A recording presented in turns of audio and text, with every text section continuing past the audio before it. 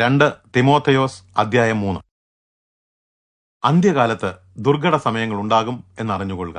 മനുഷ്യർ സ്വാർത്ഥപ്രിയരും ദ്രവ്യാഗ്രഹികളും വമ്പ് പറയുന്നവരും അഹങ്കാരികളും ദൂഷകരും മാതാപിതാക്കളെ അനുസരിക്കാത്തവരും നന്ദി കെട്ടവരും അശുദ്ധരും മനുഷ്യപ്രിയമില്ലാത്തവരും വഴങ്ങാത്തവരും ഏഷണിക്കാരും ആത്മനിയന്ത്രണമില്ലാത്തവരും ക്രൂരരും സൽഗുണദ്വേഷികളുമായിത്തീരും.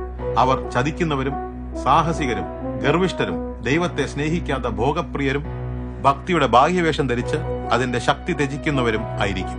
അവരെ വിട്ടകന്നുകൊള്ളുക.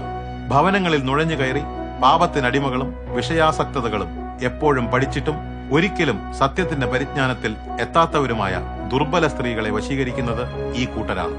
എന്നേസും യംബ്രേസും മോശയോട് എതിർത്തു നിന്നതുപോലെ ഇവരും സത്യത്തോട് മറുത്തു നിൽക്കുന്നു. ഇവർ ദുർബുദ്ധികളും വിശ്വാസം സംബന്ധിച്ച് പുറന്തള്ളപ്പെട്ടവരുമത്രേ. ഇവർക്ക് പുരോഗതി ഉണ്ടാവുകയില്ല. മേൽപ്പറഞ്ഞവരുടെ കാര്യത്തിൽ എന്ന പോലെ അവരുടെയും ബുദ്ധിശൂന്യത എല്ലാവർക്കും വെളിവാകും. നീയോ എന്റെ ഉപദേശം, പെരുമാറ്റം, ജീവിത ലക്ഷ്യം, വിശ്വാസം, ദീർഘക്ഷമ, സ്നേഹം, സഹിഷ്ണുത, പീഡനങ്ങൾ, അന്ത്യോക്യയിലും ഇക്കോന്യയിലും ലുസ്ത്രയിലും എനിക്കുണ്ടായ കഷ്ടതകൾ എന്നിവയെല്ലാം ഗ്രഹിച്ചിരിക്കുന്നു. ഞാൻ എന്തെല്ലാം ഉപദ്രവങ്ങൾ സഹിച്ചു, അവയിൽ നിന്നെല്ലാം കർത്താവ് എന്നെ വിടുവിച്ചു.